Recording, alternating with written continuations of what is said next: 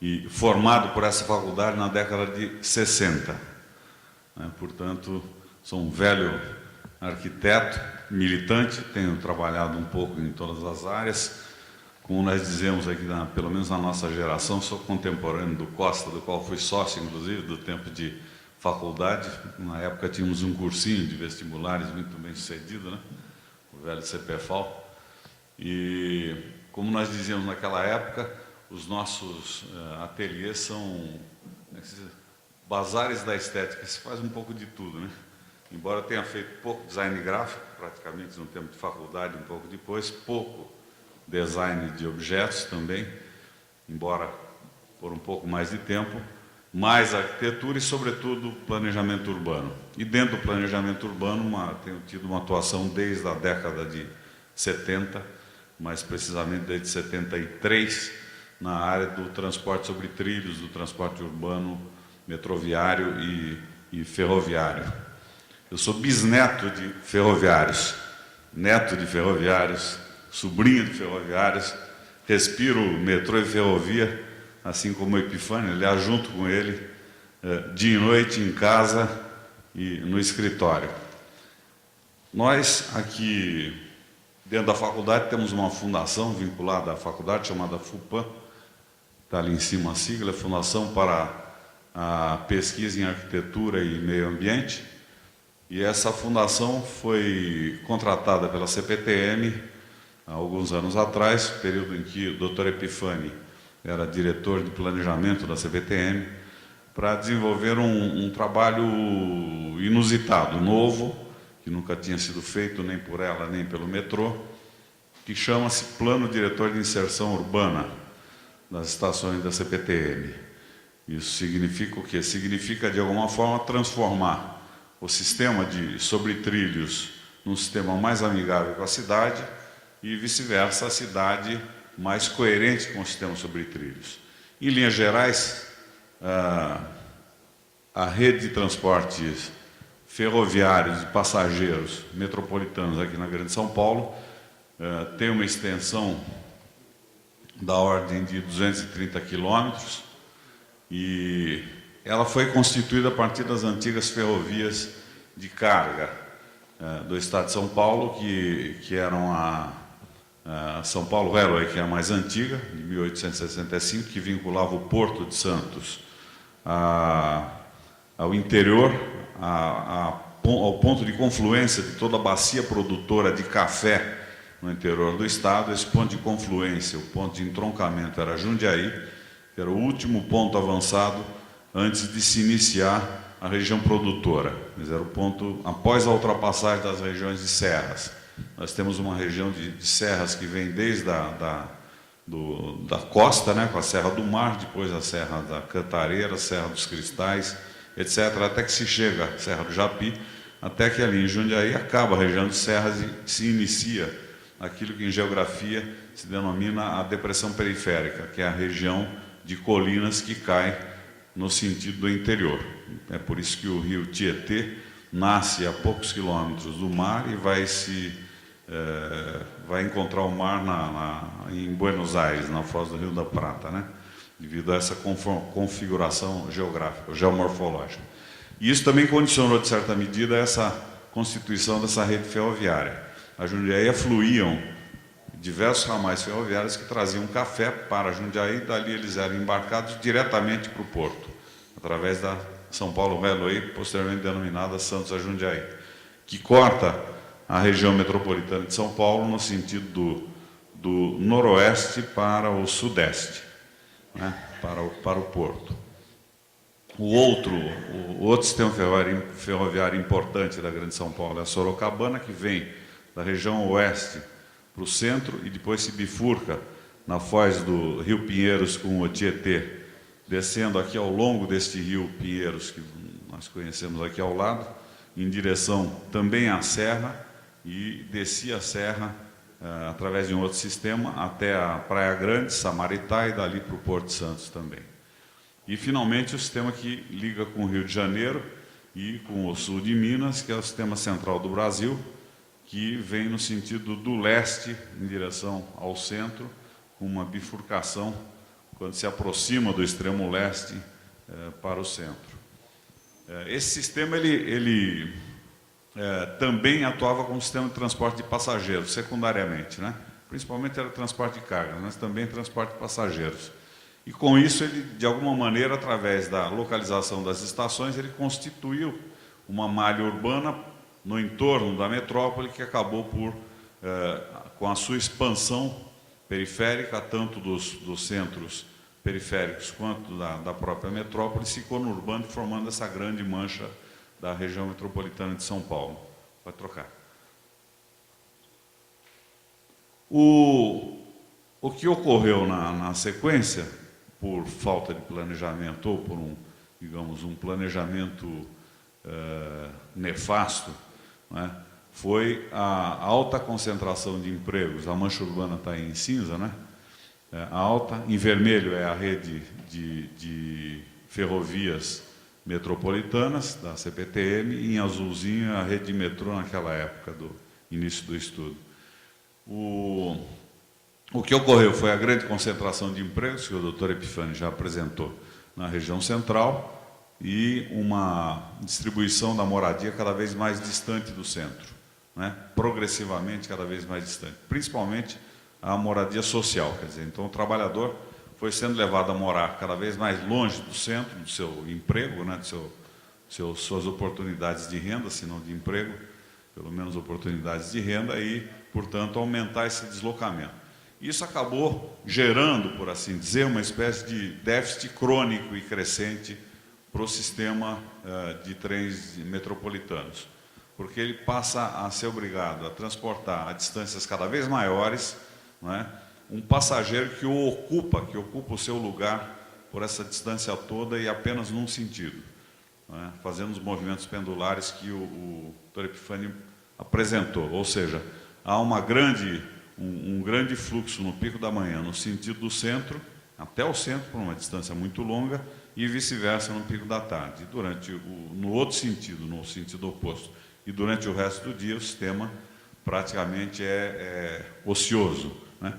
Isso, portanto, implica numa enorme imobilização de dinheiro social para uma pequena eficiência. É um sistema cada vez mais ineficiente, cuja ineficiência é provocada pelo crescimento desbalanceado e absolutamente perverso da aglomeração metropolitana.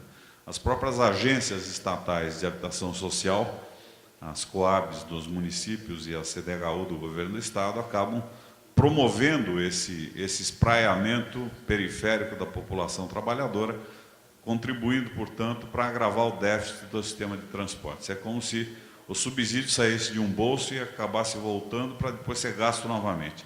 Ou seja, o subsídio à habitação social, ele implica no subsídio à habitação propriamente e no subsídio à rede de transportes. É absolutamente perverso, duplamente perverso, né? Bom, tornar a cidade mais amigável para o sistema significa justamente tentar reverter um pouquinho isto, né? Como? Inoculando, através de agendas de negociação entre o sistema de transporte e os municípios, mais emprego onde só tem habitação e vice-versa, mais habitação onde se tem muito emprego. Em certa medida, buscando a recuperação da habitação social, habitação popular, na área do centro expandido de São Paulo e a geração de oportunidades de negócios, oportunidades de renda, emprego, nas regiões, se não totalmente periféricas, pelo menos na coroa intermediária, fora do centro expandido.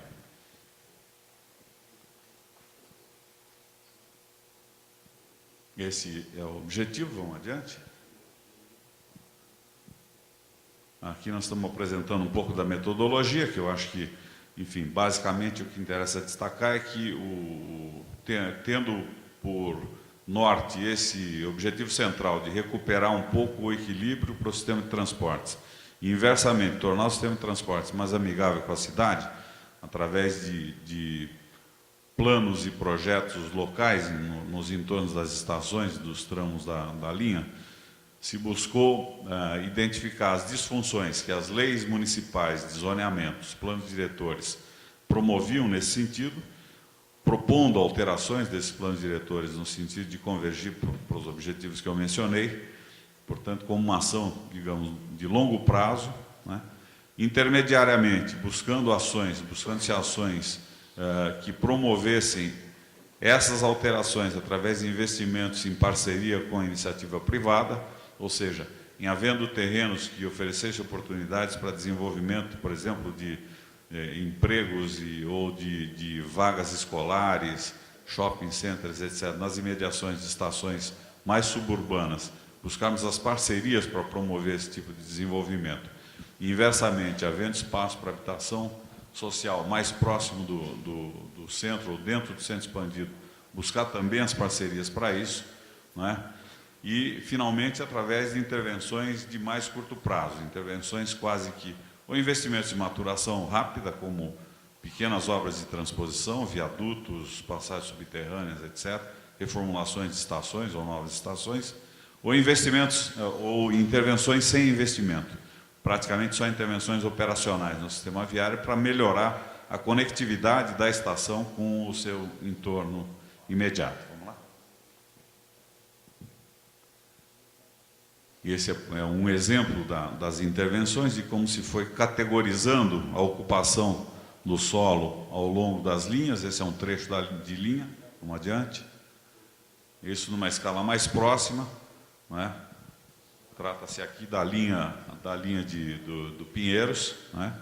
Nós vemos aqui alguns exemplos do diagnóstico feito. Vamos lá. Esse é o estudo mais no nível operacional das linhas, para se verificar justamente os desequilíbrios. O principal desequilíbrio ele é refletido do ponto de vista do déficit operacional do sistema, através do que se chama o fator de renovação da vaga oferecida. O lugar oferecido, ele pode ter uma renovação muito pequena, como tem hoje, principalmente nessas linhas radiais do sistema de trens metropolitanos, né? Quer dizer, o fulano ocupa o lugar lá numa extremidade, vai deixá-lo só no centro, ou ter um fator de renovação muito intenso, como é o caso, por exemplo, da linha norte-sul do metrô, que atravessa praticamente só o centro expandido, e ali há emprego e moradia e, portanto, uma troca de passageiros ao longo de quase toda a linha. Tem um fator de renovação muito elevado, portanto, ela tem um desempenho muito mais elevado, muito mais equilibrado que essas linhas radiais. E do ponto de vista do usuário, o indicador mais sintético é a taxa de conforto. Conforto é um pouco irônico, mas enfim, é o número de passageiros por metro quadrado que a linha está transportando no horário do pico. O objetivo é, portanto, conciliar os dois, melhorar o fator de renovação e diminuir o número de passageiros por metro quadrado dentro do trem. Claro, melhorar o conforto do passageiro. Vamos adiante? Esse é o mapa de toda a região metropolitana, com grandes diretrizes de intervenção. Vamos adiante? Em amarelo se vê os tramos de linha que estão mais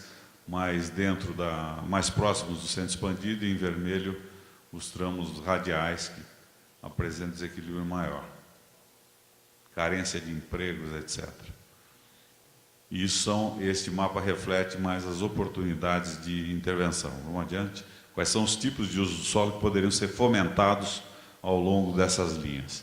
Aqui nós temos estação a estação, as existentes e algumas novas propostas por sugestão da CPTM ou por decorrência das análises que fizemos na fase inicial, e com a identificação e a hierarquização dessas intervenções. Vamos adiante? Aqui o mapa de todo o sistema, com a proposta feita, os níveis de prioridade de investimento, com as cores designam as prioridades, né? Adiante. A hierarquização desses investimentos. Adiante. Aqui a evolução populacional, isso aqui é mais um demonstrativo, né? Onde se vê aí as maiores taxas de crescimento e as maiores densidades, né? Adiante. Adiante. Onde é que a gente vai ver os desenhos das estações? Então tá. Isso ainda é muito...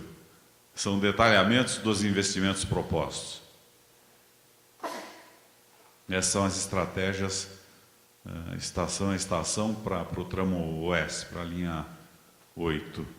Isso a nível urbano, a gente já tem aqui a designação de cada uma das intervenções e agora nós vamos vê-las mais de perto, exemplificatoriamente.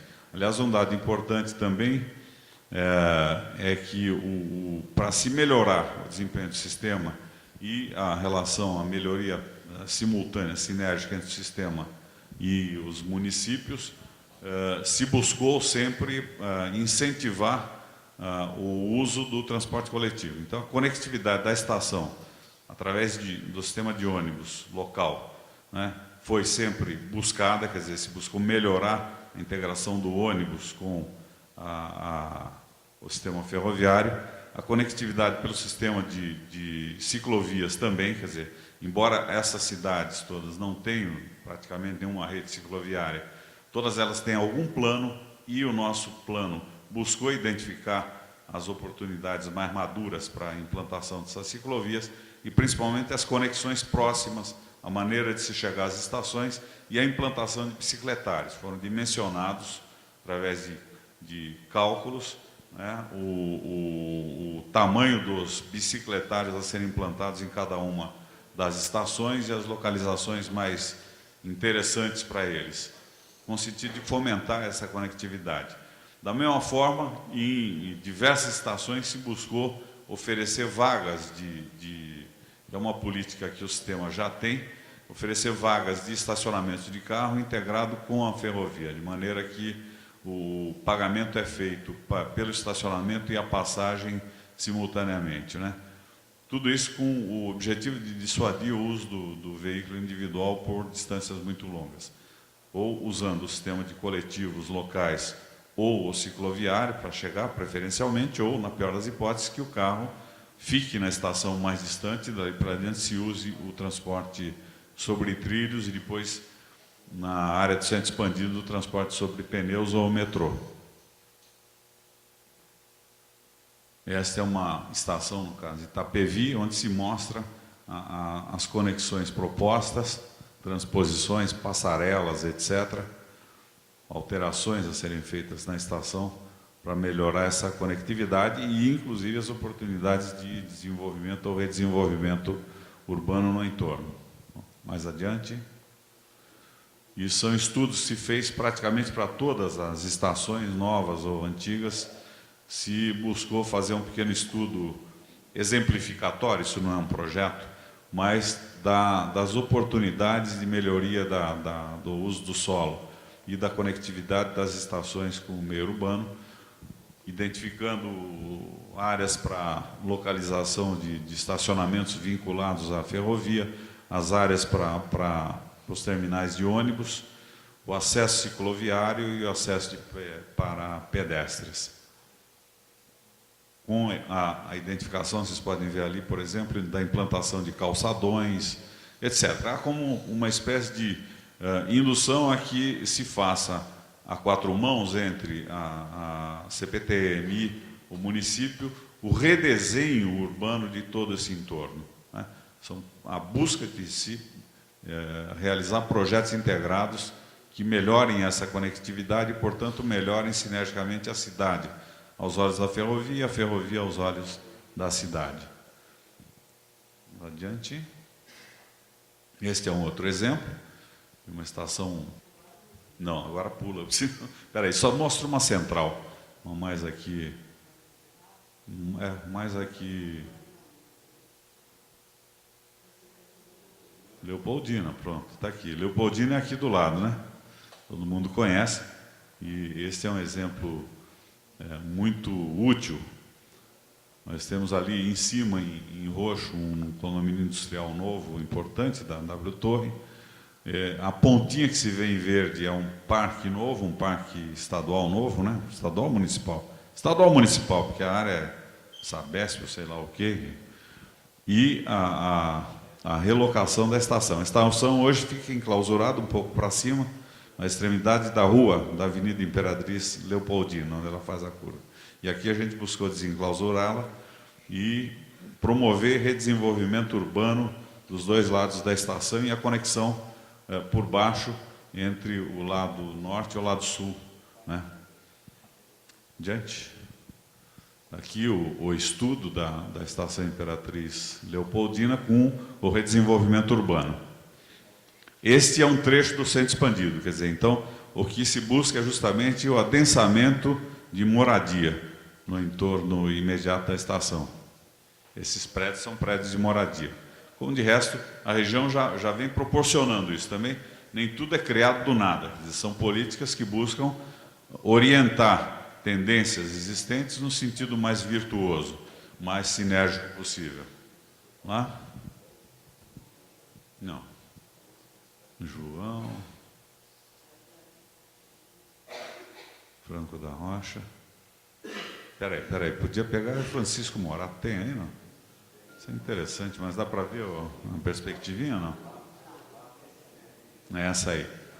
Essa é uma estação hoje, uma região muito pobre, que é a extremidade noroeste da região da Grande São Paulo, é o último município da Grande São Paulo, é um município dormitório, de população extremamente carente, é um dos piores IDHs do estado de São Paulo, e talvez um dos mais baixos do Brasil, quer dizer.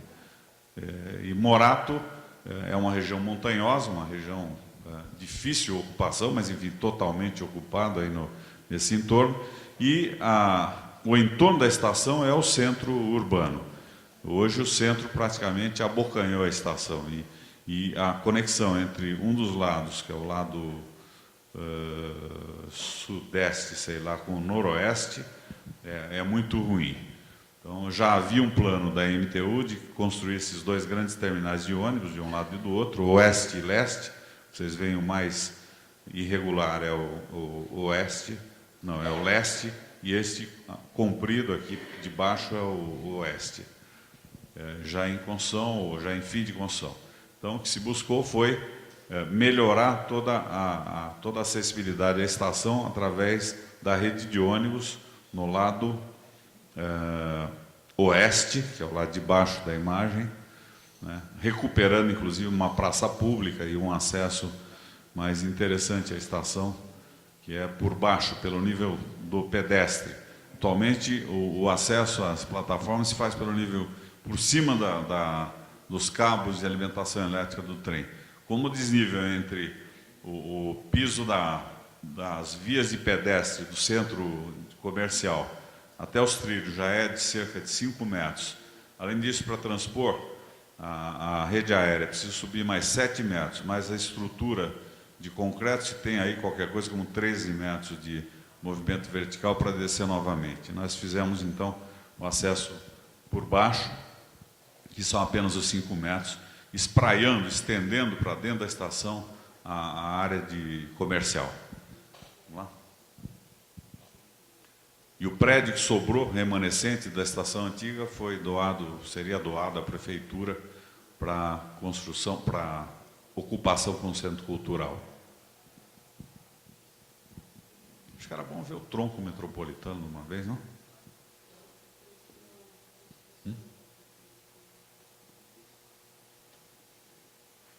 É que são inúmeros exemplos. No total são quase 100 estações. Então, realmente, eu vou tentar mostrar algo aqui da área mais central que é o denominado trecho do tronco metropolitano, aliás, acho que nome de batismo do Epifânio, né? Aliás, eu queria saudar aqui de público, que o colega fez aniversário ontem, com essa carinha de criança, né? Não foi? Parabéns. Esse projeto está sendo retomado. É? Ótimo. Ótimo. Tem 13 operações urbanas. Uhum. Eu não mostrei aqui, mas são projetos de uma secretaria ali. Uhum. Vai até São Miguel, Uhum. passará pela São Suécia. Então, Ah, sim.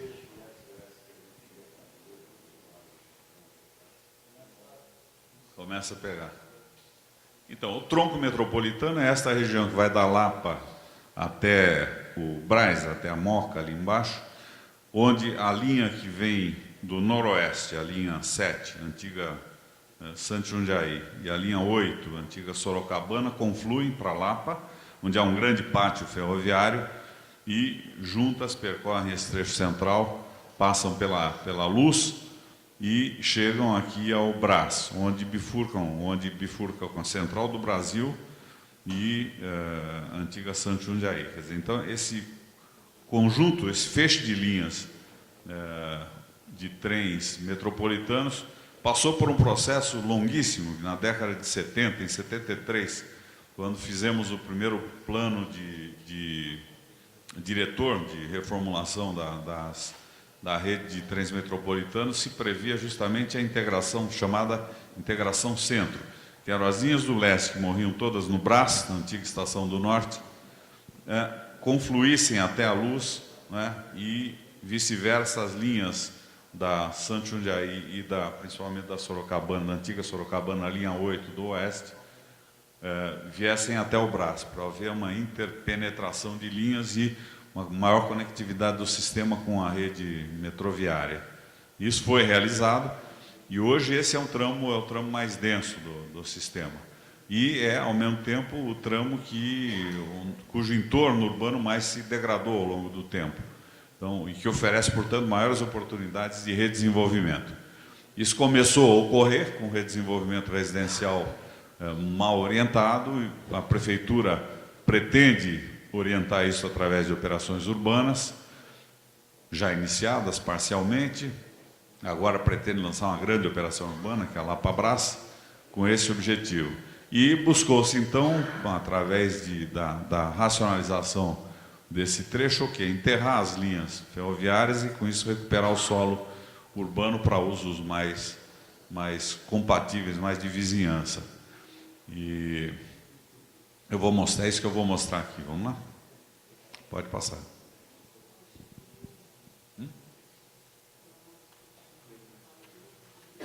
Nós vamos mostrar agora esse trecho, qual é a ideia desse enterramento. Essa foi uma proposta muito polêmica, em que nós, atuando como técnicos, tínhamos até uma posição relativamente confortável, mas o Epifânio e outros, como dirigentes públicos, tinham uma posição muito mais difícil, espinhosa, que era justamente conseguir formar consenso em torno...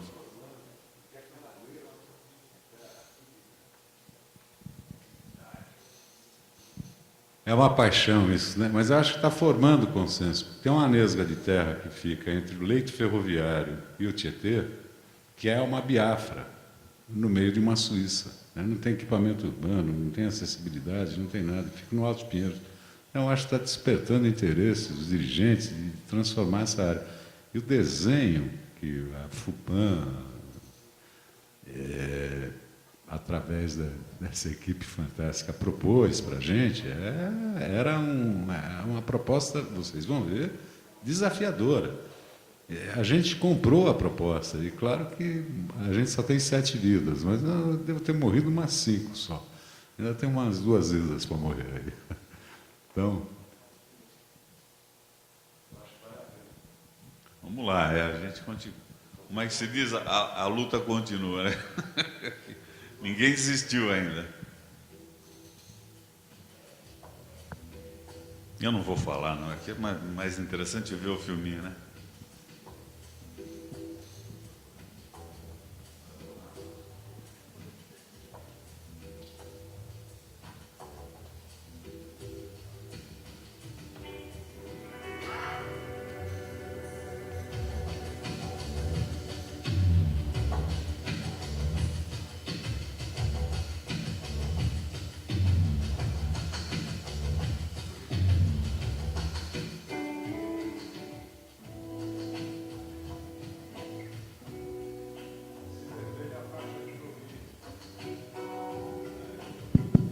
O que está aparecendo em vermelho é a faixa de domínio da CPTM, ao longo do trecho Lapa-Brás, né? Percorrendo no sentido Brás-Lapa. Essa é a estação da luz. Aqui está escrito.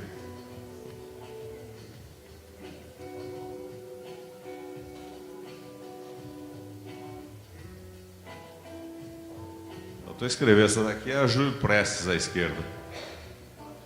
E o pátio.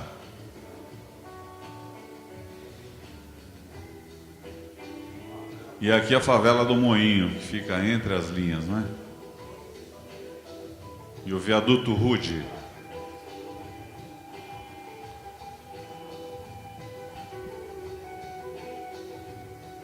Vocês veem esse desenvolvimento ao longo das linhas, já são edifícios residenciais.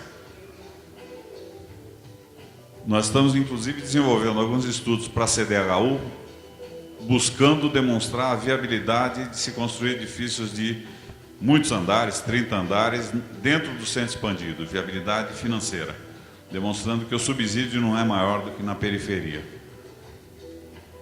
Quer dizer, somado o subsídio que a gente tem que incorporar ao transporte, né?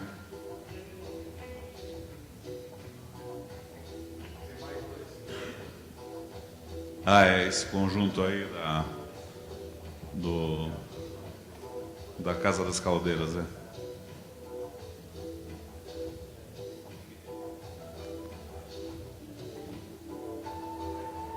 E aqui o pátio da Água Branca ali adiante, né? Estação Água Branca e o pátio de cargas da Água Branca.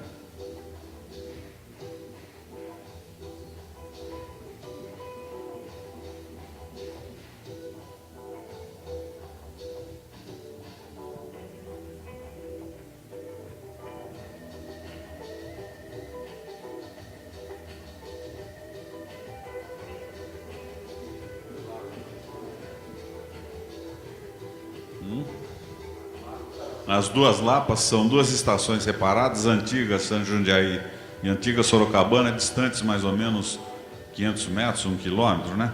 Cujo acesso se dá através de um percurso a pé de 2 quilômetros, e que será transformada numa só estação, evidentemente. E aqui a proposta.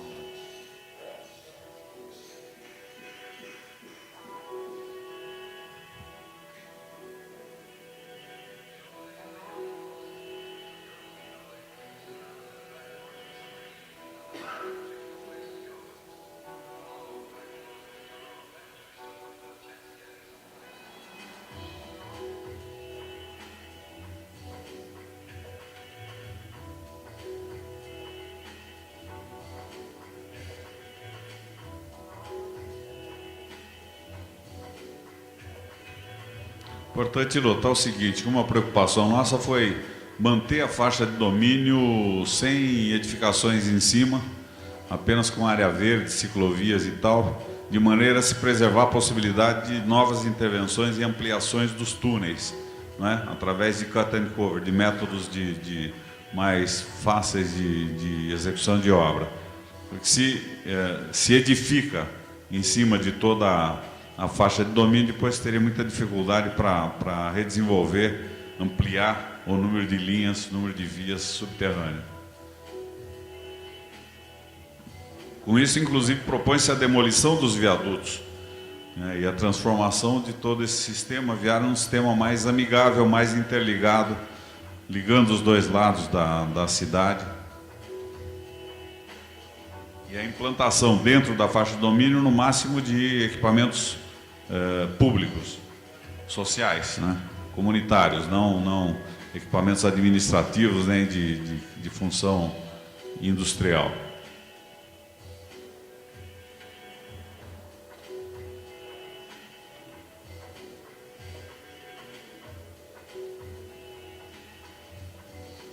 Agora aqui nós estamos no sentido do Brás. Essa é a proposta feita, essa grande cúpula nova aqui, pelo falecido colega nosso João Valente, que deixou uma grande colaboração aí nesses estudos para a CPTM. Aliás, diversos outros. Em particular a Ponte Estaiada, que, como é que se chama? Roberto Marinho, né?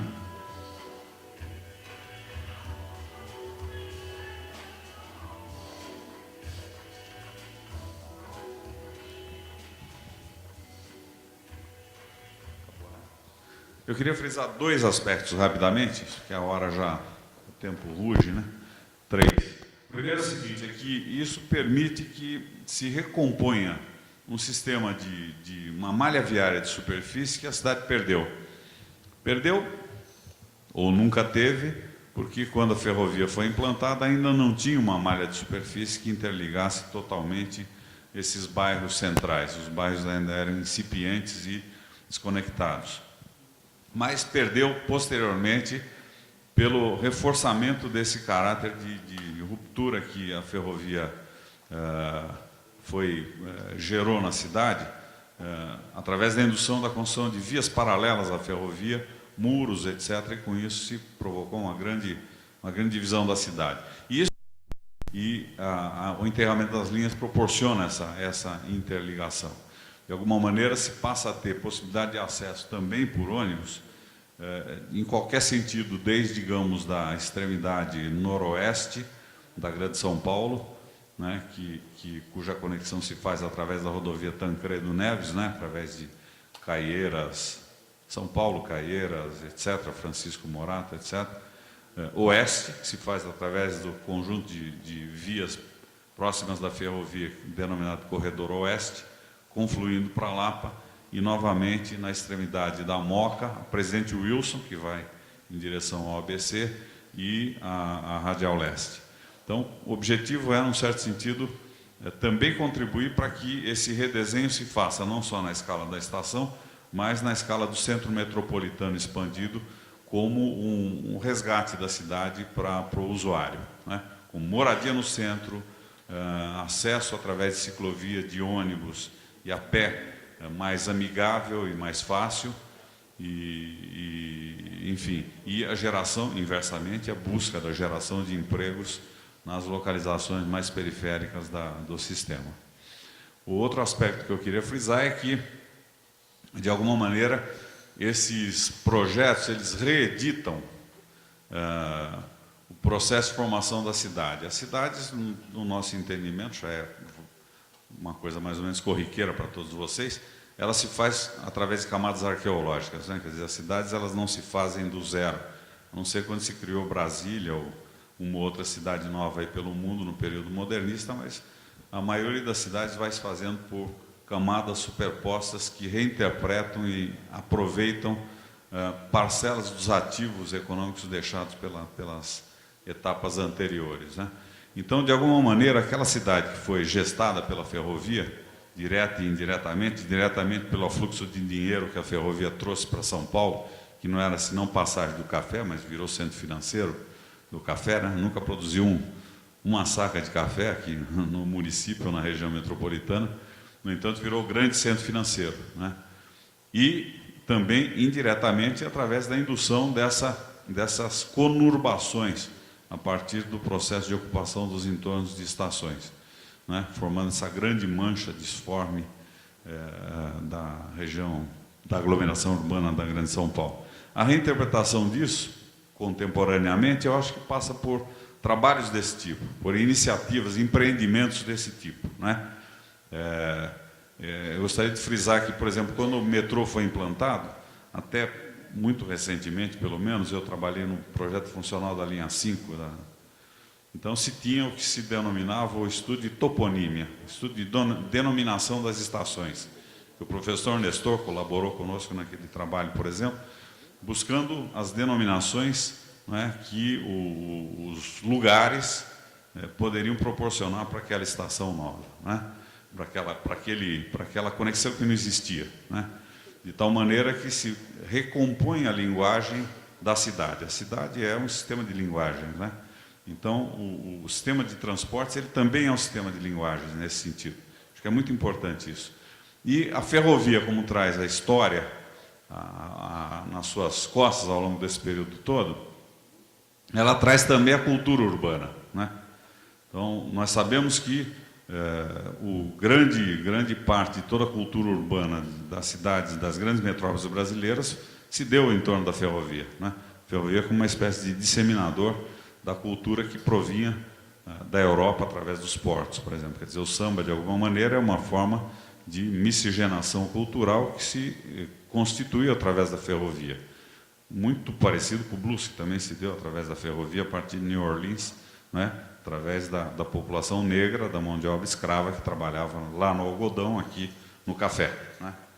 E que aqui, através do jongo, etc., com a miscigenação com a mazurca e companhia que vinham pelo porto e se disseminou pela ferrovia, deu no samba, mais ou menos. Em grandes linhas, é algo parecido com isso.